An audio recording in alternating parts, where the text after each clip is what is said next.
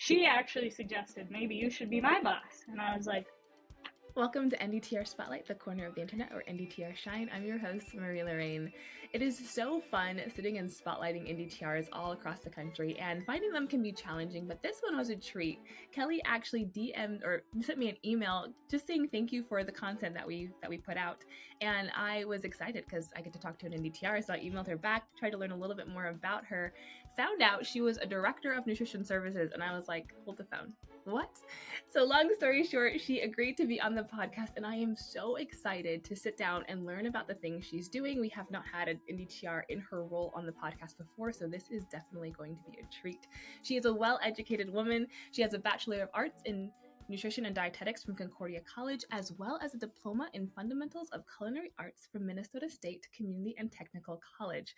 And like I already said, she is a Director of Nutritional Services. She has a side hustle, and I think this is going to be I'm excited to learn more about her. So Kelly, thank you so much for taking time out of your workday to sit and talk with the NDTR audience. yes, thank you so much for having me. I'm so excited to chat with you. Yes, I think this is going to be, I feel like you're going to have a whirlwind of advice with what you do. But let's start from the beginning like we always do. How did you first find out about the NDTR credential? Yeah, so I went to undergrad saying I am going to be a dietitian. And then probably after my third year, I was like, I'm not 100% sure that that's the path that I want to be going on. And we had a intro to dietetics class my senior year, and that kind of was focused on like getting people prepared for DICAS applications, getting cover letters ready and stuff, and it was a required course. So even though I knew that wasn't my plan, I still had to take the class. And my professor in that class did an awesome job of like highlighting other career paths for people with dietetics degrees, and had a few DTRs come in and talk to us and say why they got the credential and what they're doing in their roles. So I kind of thought, if I'm getting this bachelor's degree and I'm able to get my NDTR, I might as well do it. So that's how I ended up with it. That is so refreshing, and that's honestly, maybe it's changing, but that's a privilege that you got to talk to NDTRs before you even became an NDTR, because there's not that many out there, but I'm very impressed at your school for, being open about the different opportunities. So, and you said that you'd already decided you weren't going to go that RDN route when you were in school. So what was that factor that you were like, that path's not for me? I'm not really sure what it was. I just felt like I did better on like the food service aspects of the nutrition things and not so much the clinical things. And a lot of times when we're studying nutrition and dietetics, that's what the focus is clinical nutrition. And that just kind of drew me away from it. And I just like felt kind of different from all my other classmates. I felt like my reason for choosing the major was a little bit different than everybody else. And I just wasn't so sure that that's what my plan was. A little bit of a black sheep. I love it. And I love that you Yep. acknowledge those things. And that led you. And then I think you hit it on the nail by saying you enjoyed more of that food service and you were really in that clinical realm. And I think that's so important for NDTRs to acknowledge and know, like, what is your skill set, and having that food service passion. It's better for you to do that NDTR credential and not have to waste all of this time and masters and the internship to get your RDN credential when you can thrive in more of a food service setting. For sure. So you did say that one of your biggest accomplishments was passing the NDTR exam on the first try, which, congratulations, that is tricky to do. What was your strategy walking into that exam? So I took the exam about a year after I graduated from undergrad, because I did culinary school after my undergrad, actually. So I took it probably spring of 2020, and I'm thinking I studied a couple months. I used the CDR study guide because my school had one, so they just let me borrow it. So yeah, I thought that was very helpful, and just went through that as much as possible and tried to walk in as confident as possible. Yeah, that's impressive having a year away from schooling and then going in and being able to study and conquer that. But okay, golden nugget. You took time after your bachelor's to go to culinary school. Hmm. Explain yourself. That is exciting. So culinary school always like was like a thought in my mind. I know I love food. That's like what got me into nutrition in the first place is my love for food. And I graduated from Concordia and wasn't really sure because I had all this plan to be a dietitian and then that changed. And then my boyfriend at the time, now my husband, had 2 more years of school left. So I was like, I don't really want to go somewhere else. And I know that there is a good culinary program in the town that we went to school. So I pushed off adulthood another year and ended up in school. And it was really fun. It was a great experience.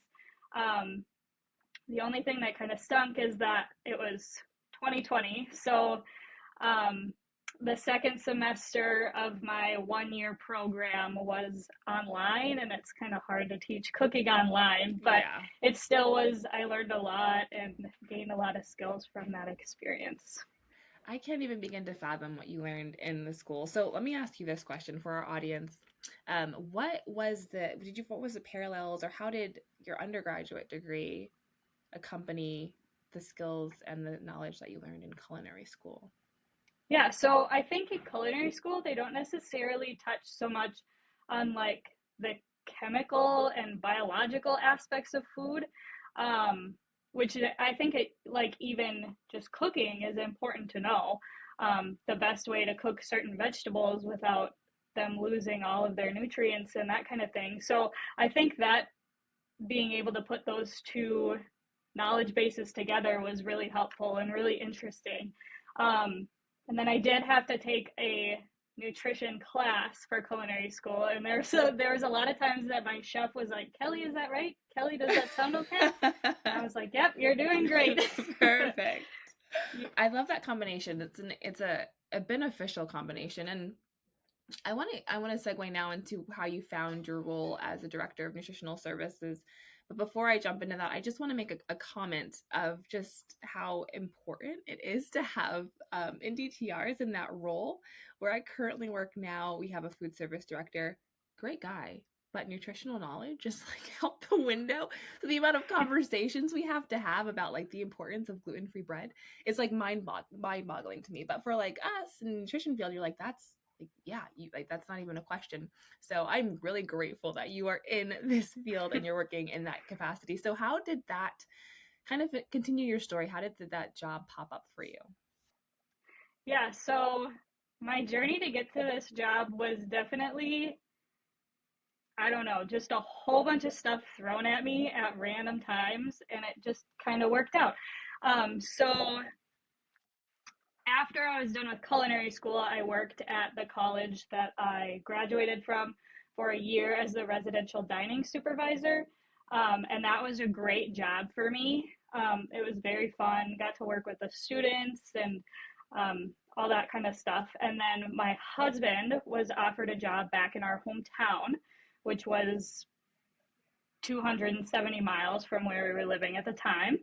So it's not like I could commute and stay in my job. And we live in a fairly small town. So there's pretty limited job opportunities for someone with a nutrition degree and food service experience.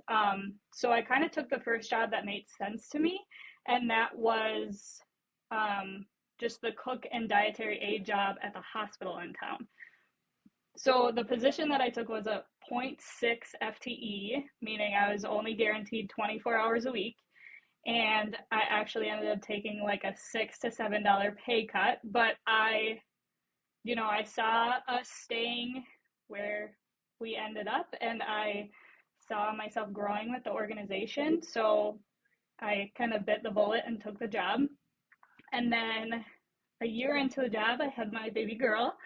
And so after maternity leave, my manager had announced that she was retiring. So I applied for the food service manager position and got that. And then my director at the time, who is still our RD, um, told me that she was pregnant. And so I kind of ended up, when she was on maternity leave, taking over a lot of those director roles anyway. The budgeting, some of that kind of stuff that normally she would have done on her own. I ended up kind of being thrown into because she was induced 3 weeks early because they were concerned about preeclampsia. So kind of just had to learn all that stuff on the fly. And then when she came back from maternity leave, we just kind of looked at the structure of our department, and she felt like it was best for us as a department for her to step down from her management duties. We were really short staffed at the time, and since she's our RD, she's seeing a lot of outpatients and having those scheduled, and if we need help with something in the kitchen, it's not like she can just step away from her patients. So we really relooked at our structure and decided, well, she actually suggested maybe you should be my boss, and I was like, okay, we could look at that. Sure, I could do that. We could do that. Yeah. So yeah, we brought that idea to the CEO, and in the blink of an eye, I ended up as director. So yeah, that's kind of how we got here. That should be beyond encouraging for the NDTR audience, because a lot of the upsets or concerns that NDTRs have is just finding a job. And it's hard to go, you can't go to Indeed and type in NDTR. It's not going to flood with opportunities, but you Yes, for sure. walked in and saw the future and then showed, it sounds like they understood your expertise and they valued you there. But you showed up and you had experience before, and for her to even recommend you being a boss and stepping into those roles, what was that like? Was it challenging? Did you feel like you had the skill sets to take over when she stepped out in maternity leave, or left you 3 weeks early with all of that? That was terrifying. I love the honesty. She was so set on making it to her due date. She was like, yep, I'm going to make it to my due date. We don't have any problems. We'll go over this at this time. And then she texted me one Saturday and was like, I'm being induced tomorrow. And I was like, oh boy. Oh my God. Okay. So, but there's a lot of great helpers in my organization, and any questions that I had, I could, if I had questions about the budget, I could go to our CFO, and he was very helpful, and questions about, patient things, I could go to our social services director, and she was very helpful. So, like I said, it was terrifying, but it all fell into place how it was supposed to. So, where are you working? What is the facility that you're working in? Is it a hospital? Hospital. Okay. Yep. Okay. Wow. That is yeah. Awesome. So cool. And so you said when we were talking a little bit that one of the biggest things you are proud of is that you keep your nutritional, like, you don't compromise on the things that you do at work. And I working in food service, budgeting and finding people to work, and how do you stay true to your values and ensure that the patients are getting food that's going to help them? Yeah, I think my biggest thing, I'm very all food fits, food first kind of person. So if I need to go talk to a patient about getting them more calories, I'm gonna suggest, do you want snacks in between your meals? Before I say, well, let's just send you a supplement. As well as, like, some of our diabetic and heart healthy patients, before I took over, it was like, okay, these people don't get desserts. And my thought is that if I was sitting in a hospital for a few days and you told me I couldn't have dessert, I would call my husband and tell him to bring me something. So, we kind of compromised on that and said, well, why don't we send them half a dessert? And then, they're getting their sweet fix, but we're not overdoing it. So I think that's my biggest thing that I'm trying to stay true to is, people respond to nutrition when it's something that they're going to enjoy, and not when it feels like you're taking all this stuff away from them. They're going to go home and they're not going to listen to it. Whereas if you tell them, okay, how about we just cut cut that in half. Instead of eating your whole slice of cake, let's do half. And yeah, that's just where I'm at with that. So well said. You are an accomplished NDTR. That is a great statement and so true. It's so hard to get people to do, like, they have to, like you said, enjoy the food and want to, and do the interventions that are mentioned. Yeah. So walk us through, what does a day look like for you as a nutrition director? Yeah, so we're a pretty small facility. We're licensed for 18 beds, so it's not like it's crazy busy around here. But I'm kind of the marriage between the nutrition and dietetics aspect of the hospital and the food service.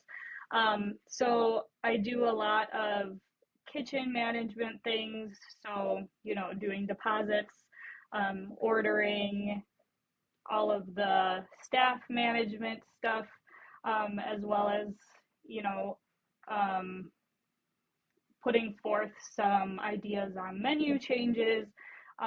So some of just that day-to-day kitchen aspect of things, as well as covering shifts where it's needed. Since I started in the kitchen, I have obviously the training to do all of the shifts, so that's really helpful.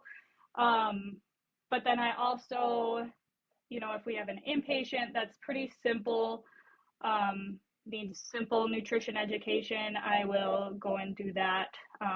If they need extra calories, if they're triggered for weight loss, if they're triggered for decreased appetite, I'm essentially doing triage for those patients and determining whether or not I feel like they need to be seen by our dietitian. That sounds like a dream job. You get to do like everything. You got some Yeah. clinical, you got food service, and you got menu. Wow, and you're really making an impact and a huge change in the patients' lives and just the way the facilities ran. Dream Yes. job. Am I being a little crazy by saying it's a dream job, or do you feel like it's fulfilling you in your areas of? I think it is the dream job on paper. There's some days, with food service in general, it's so hard to get that work-life balance sometimes. Um, but that's something that I'm working on. And my direct supervisor is the CFO, and he's great about, okay, Kelly, you've been here for kind of a while. Maybe you should go home. So that's really helpful. And everybody on our senior team is very supportive in making sure that you do have that work-life balance. So that's something that I love about this job. I think it's just like the pressure of feeling like you need to be here all the time so that everything's perfect, and I'm learning to let that go sometimes. That if I'm a phone call away, that's okay. I don't have to be here all the time. Yeah, that's a hard lesson to grasp, but it sounds like you have some really good supporters who are, Yeah. forcing you to learn that tricky lesson. Yep, And for sure. I love the honesty in your answer with, some days are bad. And food service can be a little bit daunting because of the management with people that you have to deal with. And so for our NDTR guests who are listening in and are interested in food service, or maybe even scared of food service, what would you say to them in regards to like the managing of the people, and what skill sets do you need to really thrive in that role, in a role of a food service director?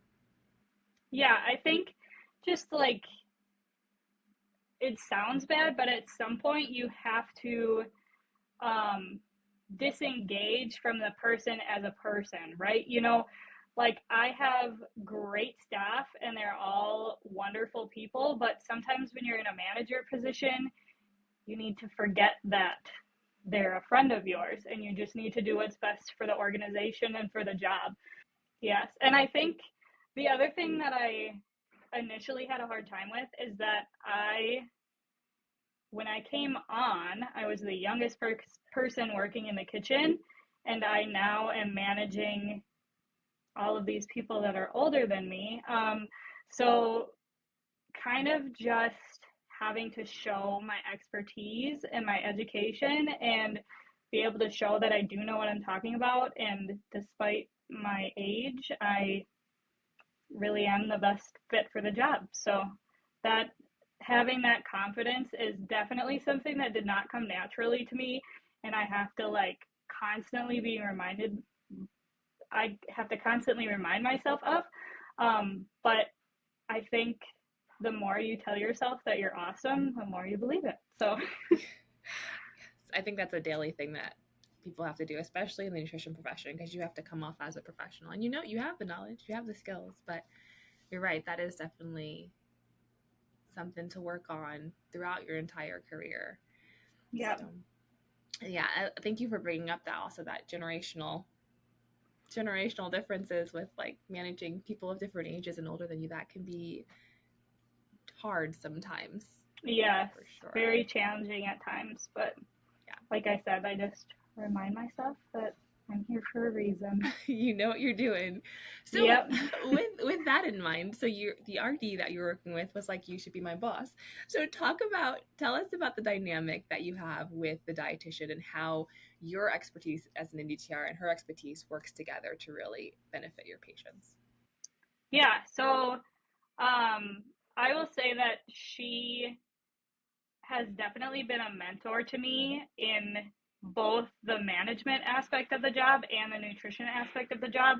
And she's awesome. She like just wants to see me succeed, and that's incredible.